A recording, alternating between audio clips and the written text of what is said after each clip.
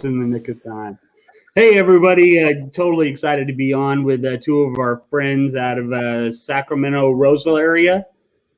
Yep. John and Valary Jennings, killer real estate agents, like a coaching company, YouTube maniacs, excellent in social media. And I'm excited to have them on today because there's no way you could watch this and not learn something.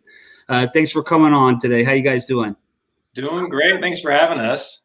Good. I love every chance we get. We don't get much time together, but when we're at events or go have lunch or whatever, I really enjoy talking to you guys. Wonderful people. We're missing part of your family today. Yes. Waylon. Yep. I'm sure Valor could bring him up if he's okay. He's actually limping. He's got this lingering limp that just won't go away since Christmas. We were at Lake Tahoe, and we'd rented a house right on the beach for like our family and everybody to come. Oh, cool. And there was ice all the way down this steep slope, and he ate it like 3 times because he just does not have a pause button or slow button. And ever since then, he's been limping. And so we probably got to take him into the vet. He was doing good until yesterday, but then he started limping again. So it might be actually something to be taken care of. Well, I know. Yeah, we got him on like doggy joint stuff, you know. Mm-hmm. And he's only 6, and he's a fox terrier, so they're supposed to be like Duracell batteries and last forever. But a little hitch in his get along. But yeah, Waylon Jennings is doing fine otherwise. Waylon Jennings, that's awesome. I actually enjoy seeing him in all the pictures and stuff. You guys do a lot of pictures. You guys travel a lot, and you're always posting on like Instagram and stuff. Valary, what's your favorite place that you guys go visit?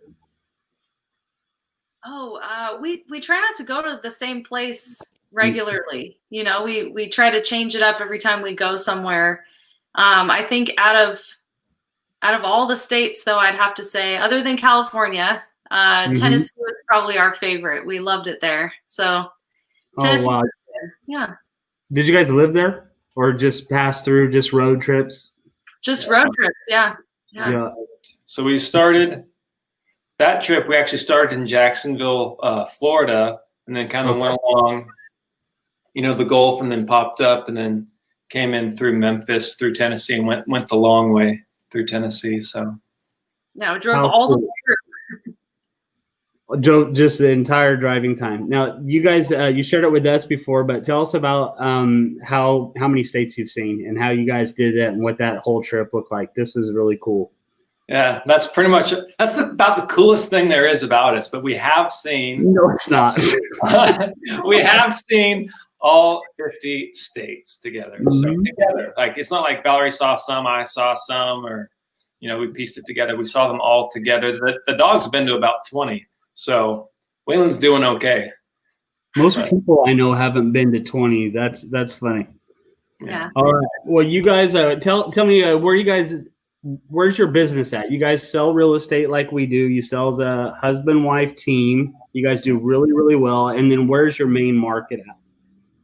So our main market would be the greater Sacramento region, but we sell houses in multiple different counties, all the way from Stanislaus County up to Placer County, and we're in El Dorado County, and all the way in between. So pretty much anywhere in the greater Sacramento area and beyond. We don't do too much in the Bay Area.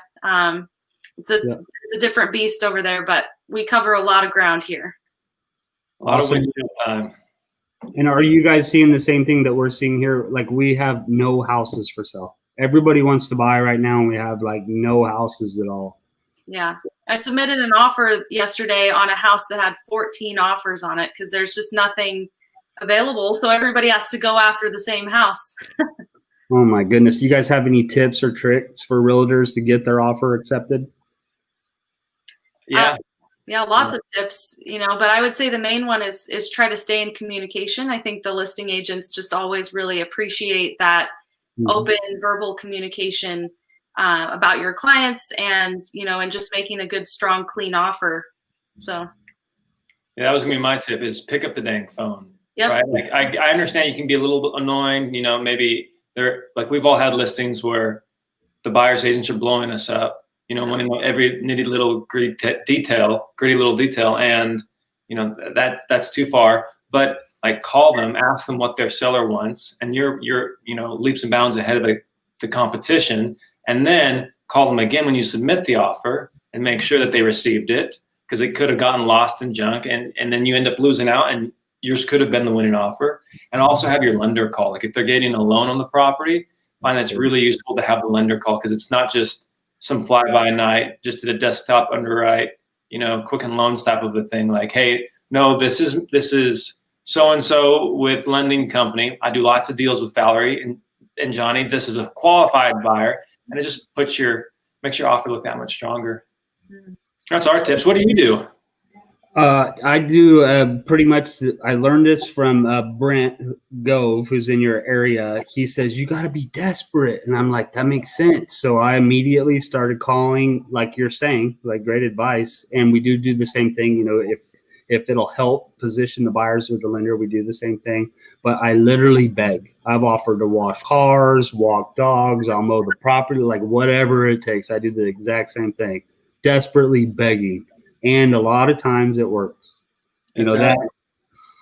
You got to do something to set yourself apart from everyone else. So Valerie had this house that she had listed, and they were getting ton of interest on the house. This is back, what was it, Girly, like March or April? April 2020. So like right when the lockdown was happening, everybody's like, nothing's open. Everybody's freaking out. They think it's the end of the world because this was all new to us back then.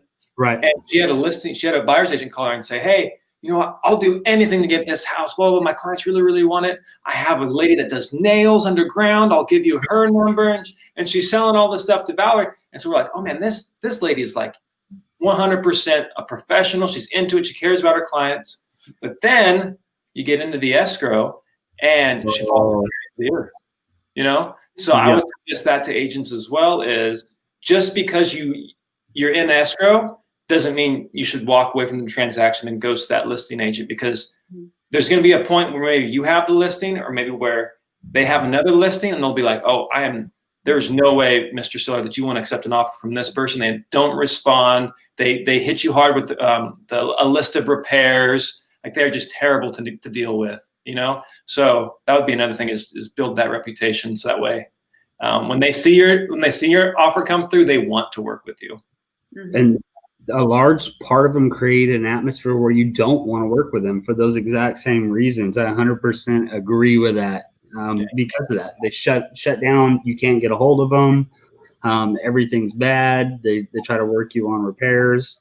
I also like to do that with the buyers right now, is prepare them. Anything that we can not ask the seller for is going to help, in a major way right now. Or, paying over appraisal sometimes we're having to do, which is terrible, but we're doing it right now. Yeah. And then you guys, unlike a lot of people, you actually have invested into training to sharpen your skills. You even went through Cardone's university, or you had some kind of training with Grant Cardone, right? I see pictures with you, which I thought was a little jealous. Yes. Uncle G, good old Uncle G. Uncle G, yeah. Like that dude, Grant Cardone and Elena have, like many people, but they've had a profound impact on our lives. Like I remember, so prior to real estate, I was in another industry, and I remember vividly sitting in my truck out in the middle of nowhere, and I'm watching these Grant Cardone videos and going, oh my gosh, this dude is incredible. And then I heard his wife speak, and I was like, oh my gosh, Valerie needs to hear that, because Valerie may be able to share some of her perspective, but we met in college. I was a junior, she was a freshman. And then I graduated, went into the workforce, and then she finished up college, and then she basically went to work with me. So Valerie's never had a job apart from me. And so when we were first starting out, around the same time we discovered Grant and Elena, like we were not pulling in unison. And just the impact that what we learned from them, how to get on the same page, and the value in that, and how to stay on the same page, just left a profound impact on our life. So so we've gone through some additional training. I've actually become a Grant Cardone licensee, so I'm actually trained to coach his material, provide that one-on-one support. So it's not something I talk about a whole lot, because it's not like I'm not doing it really for the money. Like it does cost to do it, to be a part of the program with me, but it's more almost like just giving back, because I'm a big believer in what he teaches because of the impact it had on my own life. So, amen. And how do they get a hold of you to talk about that, to find out more about that program? Yeah, if you want to learn more, there's tons of different ways. Mm-hmm. You can go to Instagram. I'm pretty active on Instagram at Johnny Jennings III. I'm the third, so at Johnny Jennings. You can go to and message me there. You can go to madeformorenow.com, and that'll bring you to the website. You can poke around there. There's some great giveaways on the website if you're interested in learning more. But yeah, and the best way, honestly, is just to give me a call or shoot me a text. And my number is 916-581-0238. That's my personal cell phone number. It's 916-581-0238. Awesome. And then sometime after this, we'll drop that in the comments too, so people don't have to search it and they can just click on it. And then you talked about something that Kelly and I have had, to work through too. And that's, how do we go fast together? Like you have different roles and different things like that. So how'd you guys end up? Like, does somebody, you're not together right now. I mean, where we're talking right now, is somebody in charge of one part of the business and then you guys come together? How's that all look? Yeah, go ahead, Gord. Why don't you explain that? I always say it's divide and conquer. That's why we're never hardly in the same place at the same time. But we've just found like what roles we're good at in the business and tried to focus on those. So just separating it out to what our strengths are and focusing our energies in those places, but also still making sure that we have weekly meetings, touch base daily, just making sure that we always keep the same big goals at the head of what we're doing, and that all of our actions are to achieve those things together. So we have a lot of communication throughout the day, I'm sure more than most husband and wives, but because we're in our business together, we just have to be in communication all the time. But yeah, I think it's just holding each other accountable to goals and just working on what we're good at. Like I help buyers more often because I like taking them out to properties and trying to find the right place and doing the competitive offer thing, getting them the keys and getting them through escrow. Whereas, Johnny has other things that he's way better at than me in the business, like graphic design and all the fun things that go with that, so we just play to our strengths. So yeah, that's awesome. And then do you guys have like set rules, like you don't go into my lane, I don't go into yours, I'm in charge over here, or is it not so specific?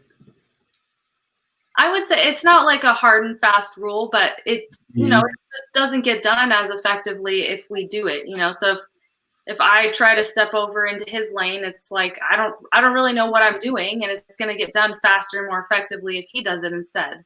So it's just initially it was like, okay, I'm going to do this, you do that, right? And it wasn't, and when we did that, because my personality, I don't know if you're familiar with the DISC personality profile assessment. I'm a big DISC fan. So my profile, I'm a DC. So I'm a driver, but I'm also very detail oriented at the same time. And Valerie is an SC. So she's very much like, just give her a path and she'll follow it. She will not deviate. She will see it through to completion. And so when we figured out what I liked doing and what she liked doing in the business, it was kind of like almost a load came off, because Valerie hates repetitive tasks over and over and over again. Like the idea of sending out an email every single week or day is overwhelming to her. For me, it's like, I got a template, I got a couple of ideas, I can knock it out in 15 minutes, So that's kind of how we've structured it. What's your what's your personality profile? Do you remember? Kelly, do you remember mine? You're a DC, right? On this? Actually, I think it's an IC. IC, and I'm a DI. I'm a DI. I don't remember what that means, but DI is way cooler than Kelly's. That's the only part I remember to be a fact. I think isn't that what Brent is? Is Brent a DI? I think so, yeah. Oh, is he? Yeah. Brent goes to DI as well, yeah. So what I think that means is that I get really, really excited and passionate, and I start something, and then I start something else, and then Kelly has to clean up all the mess. But you're having fun the whole time. Yep. A lot of times. You're the life of the party, man. Kelly just does your guys' roles.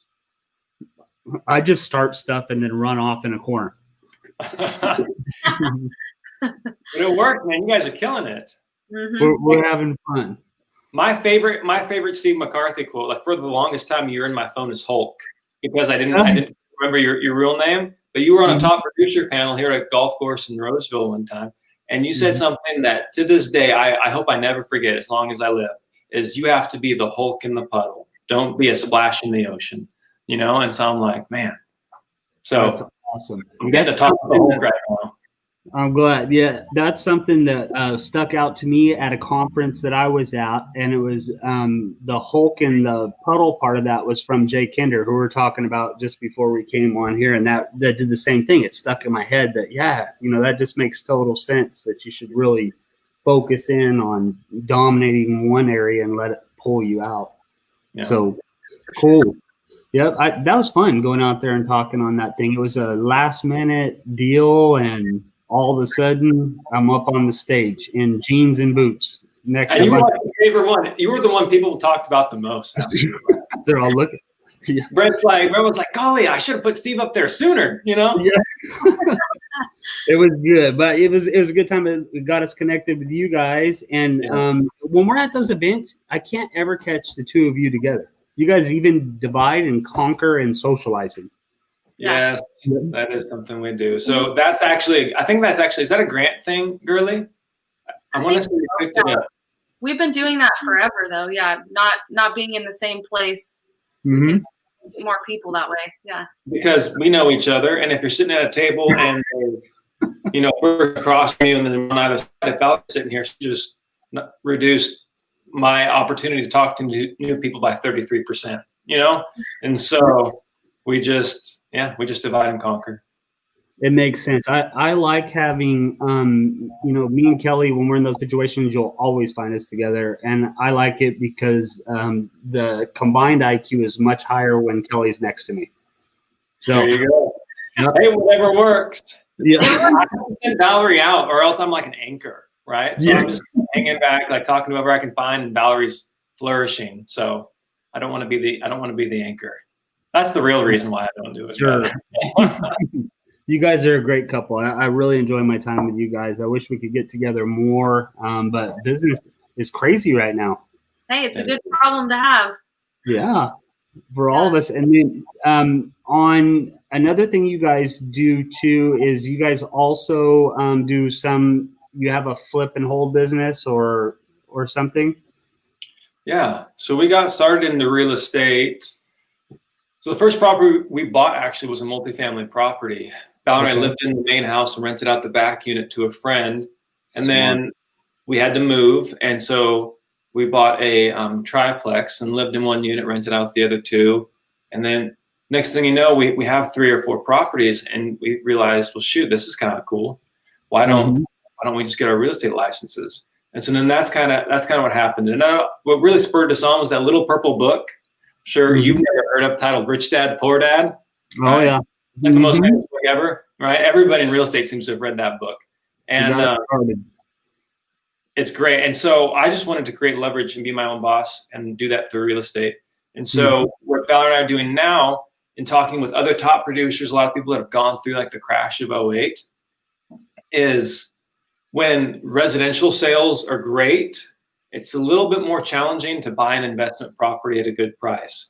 When real estate sales are terrible, there's a lot of opportunities in the marketplace for investment properties. So this year we started a little fix and flip business in the hope of kind of balancing out our business in case the market ever does decide to dip on us, which seems like it's inevitable. So.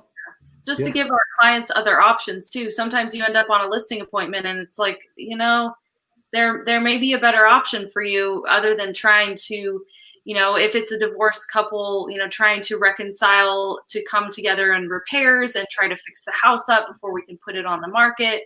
Sometimes people just need an easier option. So, we're just kind of diversifying what we have to offer to people.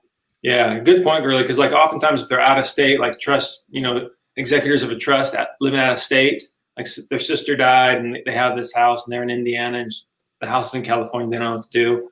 I'm a good resource for them at that point. Divorce couples that want a fast sale, I'm a good resource for that. Houses that are like in terrible condition, like would not qualify for a loan. You do not even want to walk in the house. It smells so terrible because of everything that's going on inside.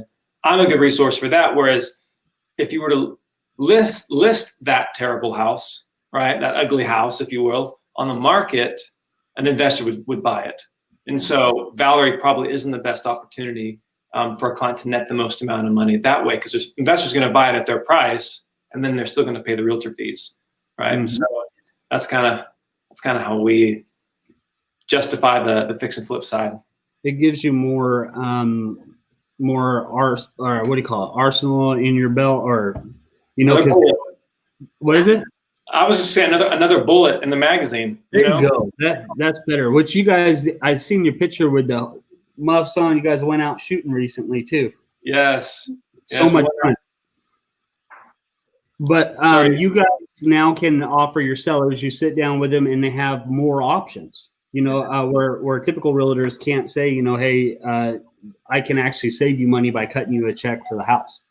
Right. Right. It's really cool. Realtors can't do the cash offer, close thing. Yeah. And we try to. It's not like a bait and switch kind of a thing where a lot of people sometimes say, hey, if I don't sell your house, I'll buy it, right? And they're the fine print, totally cool. Like if people are doing this, totally, I'm nothing against it, but in the fine print, they're buying it at a discount. They're not buying it at retail, right? And so that's not what we're trying to do. Just some people, they need that fast cash option, and we want to be able to offer it to them. Yeah, it's good. And some people actually just prefer not to deal with the process. As simple 100%. As showing the house is, we're starting to see it more and more where they would rather discount their property to not have to move dogs around and have people through their homes and stuff. So that's great that you guys are able to do that. Yeah. What's that? Or because of COVID, like they're health conscious and they're just a high risk individual, and it's just not worth it to them to maybe contract COVID because somebody came in their house and sneezed and touched the doorknob, Sure. Yeah. And are you guys back to business out there? Like you have open houses and all that kind of stuff? I don't know that we've been cleared for open houses, but yeah, I definitely still out showing property with all the proper PPE and everything. So PED forms. Yeah, and the PED forms. Oh yeah. Yeah, staying still, trying to get people what they need to do with their real estate. So I think you can do an open house. I mean, the rules, they vary. Like some brokerages are a little bit, they say their brokers will tell you, this is what you can do. Some associations conflict with that and say, no, I don't care what your broker's saying. This is what you should be doing, right?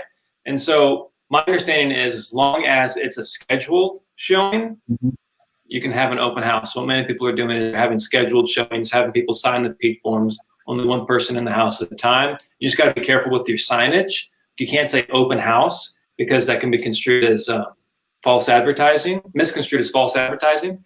So yeah, I don't know. That's kind of what the more adventurous people are doing around here, but you're not seeing it how it used to be prior to COVID, where every weekend it was like just signs everywhere. Sure. It just happens to be okay though, because it's not all that hard to get a house sold right now. 100%. Yeah. Yeah. Without open houses. Yeah, right. Yeah.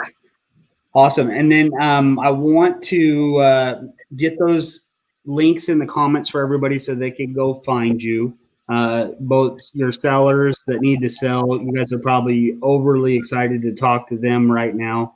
I know what these this Jennings crew is capable of. So if you're thinking about selling your house out there, they're your go-to for sure. And are you guys okay with talking about the company that you're at? Yeah, absolutely. Yeah, the one coffee cup I'm drinking out of. Yeah, I didn't even notice that. Awesome. Yeah. Yep. Best cup so ever. I just wanted to ask you guys, what was it that made you really look into EXP? Great question. This is for people that are thinking about joining EXP. I get this question a lot. And for people that are already with EXP and just kind of curious why we switched, we get this question a lot. And our answer is always the same. And it comes down to the culture of the company, really. And within every organization, there's going to be one or two bad apples. Like, nobody's perfect. But why we switched from the brokerage we were at to EXP was wholly because one guy was pouring into us and not asking anything in return. He was helping us grow our team at this other brokerage. He was actually meeting us on a monthly basis for coffee. He'd buy the coffee and we'd hang out for an hour and just talk about how we could better our business. And then one day things weren't going too well with the brokerage we were at. And he was our first call. We interviewed, how many gorgeous, like six other companies, I'd say. At least. Even though we knew where we wanted to go, we still interviewed at least half a dozen other brokerages just to see what was out there. And nothing could touch what was offered at EXP. Yeah. That's also the collaboration. Yeah. It's really the people, like how you and I are, like how you and I are on this conversation right now. Like if you succeed, right, I succeed. It's one big fire. You'll hear those phrases a lot if you're in EXP or if you join EXP, and I cannot overemphasize it. Now, granted, there are bad apples. Like if you've had a bad experience with an EXP agent, please understand that's not what the group's about. You know, it's about helping other people. Like Steve reached out to me to be on his webinar today, right, on his show, right, because he wants to promote me and promote value in my business and provide value to you, the viewers. You just don't see that at other brokerages. It's really exciting. And then so somebody took you in, bought you coffee, actually cared, poured into you guys, and tried to help you grow your business. And you're willing to do that for somebody else. Absolutely.